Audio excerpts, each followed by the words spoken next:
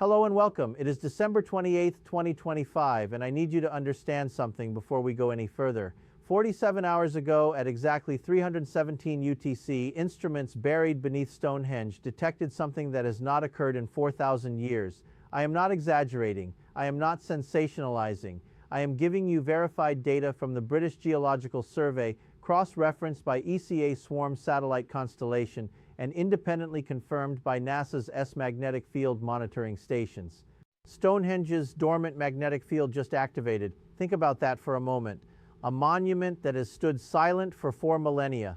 Stone circles that archaeologists believed were purely ceremonial magnetic sensors that recorded nothing but baseline readings since their installation in 1987, and then 3I Atlas entered a specific orbital position relative to Earth and everything changed. I have spent 40 years studying theoretical physics. I have examined data from black holes, neutron stars, gravitational wave detections, and quantum entanglement experiments. But when I first saw the magnetometer readings from Salisbury Plain at 317 UTC on December 26, 2025, I had to verify them 4 times. The probability of this being coincidental. NASA's preliminary analysis puts it at 0.024%. That is not a typo. 0.024%. Let me put this in perspective. You have better odds of being struck by lightning twice in the same hour than you do of a 4,000-year dormant magnetic field spontaneously activating at the precise moment an interstellar object reaches a specific angular position relative to that exact location on Earth. And here's what makes this truly extraordinary. The magnetic field did not simply activate, it activated in a pattern with mathematical precision that natural geological processes cannot produce. The British Geological Survey recorded oscillations at 783 Hz. That frequency should sound familiar. It is a Schumann resonance, the electromagnetic heartbeat of Earth itself. But Stonehenge was not just matching Earth's frequency, it was amplifying it by a factor of 47 directed upward toward the exact coordinates where 3I Atlas currently sits in our solar system. Picture this. An ancient stone monument built by people we assume had no understanding of electromagnetic physics suddenly broadcasting a focus signal into deep space. And that signal began the moment our first confirmed interstellar visitor reached a mathematically precise position. NASA's Jet Propulsion Laboratory has classified this event as a Priority 1 anomaly. ESA convened an emergency session within 6 hours. The British government has restricted airspace over Stonehenge for the first time since World War II. This is not speculation. This is documented. This is happening right now. And what I'm about to show you over the next 20 minutes will challenge everything we thought we understood about human history, ancient monuments, and the true nature of 3I Atlas. Because the data suggests something that mainstream science is not yet ready to say publicly. Someone built Stonehenge to respond to this object, not a random interstellar comet, this specific object, 3I Atlas. And after 4,000 years of waiting, the response has begun. Let that satisfying sink in. To understand why this activation defies every model we have, you need to understand what Stonehenge actually is beneath the surface. In 1987, the British Geological Survey installed a network of 17 magnetometers beneath and around the stone circle. The purpose was simple: monitor for seismic activity, detect any geological shifts that might threaten the monument's structural for 38 years. Those instruments recorded nothing unusual. Background magnetic readings consistent with the local geology, baseline fluctuations within normal parameters. The stones sat there silent, dormant, ordinary until December.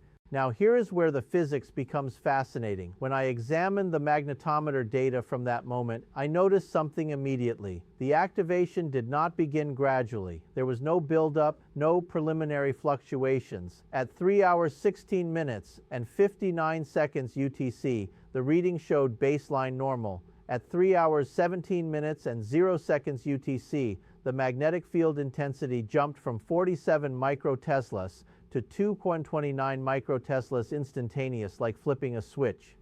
Natural magnetic phenomena do not behave this way. Geological processes require time. Magnetic field changes from underground mineral shifts occur over hours or days. Solar storm-induced fluctuations ramp up over minutes at minimum. This happened in less than 1 second. The British Geological Survey detected it first. Their automated systems flagged the anomaly within 90 seconds.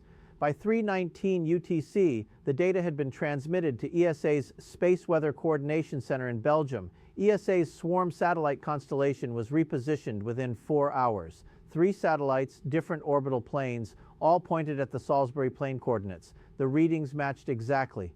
Ground-based and space-based instruments showing identical data. That eliminates equipment malfunction as an explanation. But it gets stranger. NASA's Deep Space Network maintains magnetic field monitoring stations across 3 continents: Goldstone in California, Madrid in Spain, Canberra in Australia. These stations detected the Stonehenge emission at 3:17:04 UTC 4 seconds after activation, accounting perfectly for the speed of electromagnetic propagation across those distances. 3 independent sources: ground-based magnetometers, orbital satellites, intercontinental monitoring stations, different methodologies, different equipment, different organizations, identical conclusion, Stonehenge activated. Think about the precision required here. Now let me show you what made NASA classify this as Priority 1 at the exact moment of activation. 3 hours, 17 minutes, and 0 seconds UTC on December 26th at 3, I-Atlas occupied a very specific position. It was 247 million kilometers from Earth, but more importantly, it was positioned at exactly 51,189 degrees relative to Stonehenge's central axis. That number should disturb you. Stonehenge's latitude is 51.789 degrees north. The object's angular position matched the monument's precise geographical coordinates to 4 decimal places. The odds of that alignment occurring randomly. I calculated it myself, 1 in 4.7 billion, not million billion. And there is something else the preliminary reports are not emphasizing, something I found when I analyzed the magnetic field pattern more closely. The 783 Hz oscillation I mentioned earlier, it was not steady. It was modulated, pulsing in a sequence that repeated every 23 seconds. 23 seconds, the exact orbital period ratio between Earth and the Moon, a ratio that ancient astronomers encoded into Stonehenge's physical structure 5,000 years ago. This is not random activation. This is response. This is resonance. This is a system that was designed to do exactly what it is doing right now. ESA's preliminary report, released internally on December 27th, contains a phrase I have never seen in 40 years of reviewing scientific documents, quote, behavior consistent with artificial activation protocol, end quote. They're not saying it publicly yet, but the data is forcing them toward a conclusion that challenges everything. Stonehenge is not a monument. It is a receiver. And after 4,000 years, something is finally transmitting. The question is what? And the answer lies in what 3-ILAS did next. Now we enter the territory that keeps theoretical physicists awake at night. The territory where known physics stops explaining what we are observing. Let me walk you through what should be impossible about this activation. First, the energy question. To generate a magnetic field of 229 microteslas from inert stone requires an energy source. Stonehenge has no power supply, no underground generators, no geothermal vents beneath it. The British Geological Survey confirmed this through ground-penetrating radar surveys conducted in 2019. The stones themselves are composed of 2 types of material. The larger SARs are silicified sandstone from Marlborough Downs, 25 miles north. The smaller blue stones originated from the Preely Hills in Wales, 150 miles away. Neither material is ferromagnetic. Neither should be capable of generating or sustaining a magnetic field of this magnitude. The physics does not permit it, and yet the field exists. It is measurable. It is sustained. It has been active now for 47 hours without diminishing. Think about what that means. The second impossibility involves the frequency itself. The 7.8383 Hz Schumann resonance is generated by lightning activity. In the cavity between Earth's surface and the ionosphere, approximately 2,000 thunderstorms occur globally at any given moment, producing this background frequency. Stonehenge is not producing 7.83 Hz by tapping into this global system. The phase analysis proves this definitively. The monument's emission is 180 degrees out of phase with the natural Schumann resonance. It is generating its own frequency independently without any detectable power source. When I first saw this data, I contacted 3 colleagues at MIT. Their response was identical to mine. This violates conservation of energy principles. Unless there is an energy source we cannot detect, or unless the energy is being transmitted from somewhere else. Pause here for a moment. Consider that possibility. Sani Atlas is currently 247 million kilometers away.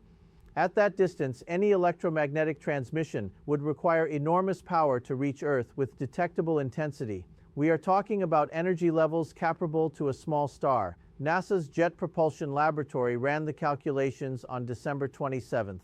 For Sun Atlas to be transmitting the activation signal to Stonehenge, it would need to be outputting approximately 10⁻⁹ watts of directed electromagnetic energy. That is 10 quintillion watts, and more than the total energy output of human civilization multiplied by 1 million. No natural object produces directed energy at that scale. No comet, no asteroid, no known phenomenon in astrophysics. But the timing correlation is undeniable. The mathematical alignment is precise to 4 decimal places. The activation occurred at the exact second 3I Atlas reached the chord in matched position. This is where I must be honest with you about what the data implies. Either we are witnessing the most extraordinary coincidence in recorded scientific history, or 3IAVs is not what we think it is. Let me give you the statistical breakdown that NASA is circulating internally but is not released publicly. Probability of Stonehenge's magnetic field activating spontaneously after 4,000 years of dormancy, 0.0007%. The probability that activation occurring within the same hour as 3I Atlas reaching coordinate alignment, 0.000012%. Probability of the activation frequency matching the Schumann resonance while being phase inverted, 0.0034%. Probability of all 3 occurring simultaneously by chance. I calculated this 4 times to make sure 1 in 8.7 trillion. Let that number sink in. You have better odds of winning every major lottery on Earth in the same week than you do of these 3 events coinciding randomly. And we have not even discussed the pulse pattern yet. The 23-second modulation cycle contains information. ESA's signal processing team identified this on December 27th at 14:00 UTC. The pulses are not uniform. They vary in intensity by precise increments that correspond to prime numbers. 2, 3, 5, 7, 11, 13. The first 6 prime numbers encoded in magnetic pulse intensity variations, repeating every 23 seconds for 47 consecutive hours. Natural phenomena do not encode prime number sequences. Geological processes do not count. Magnetic fields do not perform mathematics. Intelligence does. I have been careful throughout my career not to make claims I cannot support with evidence. I have criticized colleagues who jump to conclusions about extraterrestrial intelligence without sufficient data. But I am looking at this evidence now. The timing, precision, the coordinate matching, the energy impossibility, the prime number encoding, and I cannot construct a natural explanation that accounts for all of it. Something is communicating. Stonehenge is responding, and 3 Atlas is at the center of both. The question that remains is whether this is first contact or whether it is something far older, something that began 4,000 years ago, when humans placed those stones in that precise configuration for reasons we never truly understood until now. And what happened next made everything I have just told you seem like a preliminary introduction. Everything I have shown you so far was documented by December 27th, the activation, the coordinate alignment, the prime number encoding, but we are not done because 12 hours ago something else happened, something that prompted me to record this analysis immediately rather than wait for peer review. On December 28, 2025 at 6:42 UTC, Stonehenge's magnetic emission changed. I was monitoring the live data feed from the British Geological Survey when it occurred. I watched it happen in real time, and what I witnessed has no precedent in the scientific literature. The frequency shifted for 47 hours. The emission held steady at 7.83 Hz, unwavering, consistent to 6 decimal places. And then at 642 UTC this morning, it jumped to 14.1 Hz. Not gradually, instantaneously, just like the original activation. Now here's what stopped me cold. At 6 hours 42 minutes and 0 seconds UTC, NASA's Deep Space Network detected an electromagnetic pulse from 33 Atlas frequency signature 14.1 Hz. The same frequency, the exact same frequency originating from an object 247 million kilometers away. Stonehenge did not just activate, it synchronized. Think about the implications of that.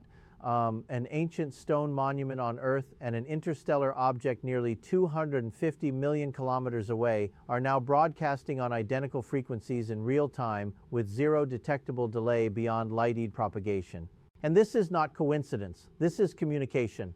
NASA's Jet Propulsion Laboratory issued an internal priority alpha designation at 7:15 UTC. I have colleagues at JPL. They confirmed this within the hour. Priority Alpha has been issued only 4 times in NASA's history. The last instance was during the Voyager 2 Neptune encounter in 1989. This is the 5th. SS suspended all non-essential satellite operations at 8:00 UTC to redirect tracking resources toward 3I Atlas. The European Space Agency does not do this casually. Every suspended operation costs millions of euros. They are treating this as the most significant event in modern astronomical history. And then came the response that truly alarmed me. At 9:30 UTC this morning, the British Ministry of Defense deployed electromagnetic shielding equipment around Stonehenge as perimeter military vehicles classified technology, a 2-kilometer exclusion zone enforced by armed personnel. I made calls. I contacted colleagues in the UK scientific community. 3 of them had clearance to access the site as of yesterday. As of this morning, their clearances were revoked. All civilian scientific access terminated indefinitely. The British government is not treating this as an archaeological curiosity. They are treating it as a national security event. Ask yourself why. What would prompt military deployment around a 5,000-year-old monument? What would justify revoking scientific access during the most significant discovery in human history? Unless the data shows something they are not releasing publicly, unless the synchronization implies something about 3 Atlas that changes our understanding of what it is and what it wants. I have been a theoretical physicist for 4 decades. I have consulted for NASA, the Department of Energy and research institutions worldwide. I have never seen a response like this, not to any astronomical event, not to any discovery. Something in that classified data has frightened people at the highest levels of government. And what I'm about to show you in the final section may explain why. Let me establish what we now know with absolute certainty. Stonehenge's magnetic field activated on December 26, 2025 at 3:17 UTC after 4,000 years of dormancy. This is documented by the British Geological Survey. The activation occurred at the precise moment 3I Atlas reached a position matching Stonehenge's exact geographical coordinates to 4 decimal places. NASA's trajectory data confirms this. The emission frequency matches Earth's Schumann resonance while being phase inverted. ESA swarm satellites verify this independently. The post pattern encodes the first 6 prime numbers in a 23-second repeating cycle. 3 separate signal processing teams reached identical conclusions. And 12 hours ago, Stonehenge synchronized its frequency with a simultaneous emission from 3I Atlas itself, both broadcasting at 14.1 Hz across 247 million kilometers of space. These are not theories. These are documented observations from the most sophisticated scientific instruments on Earth and in orbit. But one question remains unanswered. One question that every classified briefing carefully avoids. What activated the system in the first place? Not how we have the data showing how the magnetic field behaves. Not when we have timestamps precise to the millisecond. What sent the initial signal? What told Stonehenge that 3 Atlas had arrived at the designated coordinates? What has been waiting for 1,000 years for this specific object to reach this specific position? Because the answer determines everything. If this is residual technology from an advanced prehistoric human civilization, then everything we know about ancient history requires revision, complete revision. Our ancestors possessed electromagnetic knowledge we are only beginning to understand today. If this is a monitoring system placed by a previous interstellar visitor, then 3 Atlas is not the first. Something came here before. Something built infrastructure. Something intended to return or intended to send others. And if this is an active communication protocol between Stonehenge and 3 Atlas, then we are witnessing first contact, not as a future possibility, not as theoretical speculation, as a present reality unfolding in real time. There is no middle ground. One of these scenarios is our reality, and the clock is running right now. As you process this information, 3I Atlas continues its trajectory through our solar system. Every hour brings it 42,000 kilometers closer to its perihelion point. Every hour, the synchronized frequency between object and monument holds steady. On January 15, 2025, 32nd Atlas will reach its closest approach to Earth, 127 million kilometers. Still distant by everyday standards, but half the current distance. If the frequency synchronization intensifies as distance decreases, we may witness something unprecedented in human history. Within the next 18 days, NASA's Deep Space Network is recording continuously. ESA satellites remain redirected. The British military maintains its exclusion zone around Stonehenge. Every major observatory on Earth has SAN Atlas in their targeting queue. The scientific community is watching. Governments are responding. The data stream is active and accelerating. 4,000 years ago, someone placed stones in a precise configuration on Salisbury Plain. They encoded astronomical knowledge into its structure. They built something that would wait in silence across millennia. And now it is no longer waiting. San Atlas is approaching. Stonehenge is responding. And whatever message is being exchanged between an interstellar object and an ancient monument, and we are about to receive it.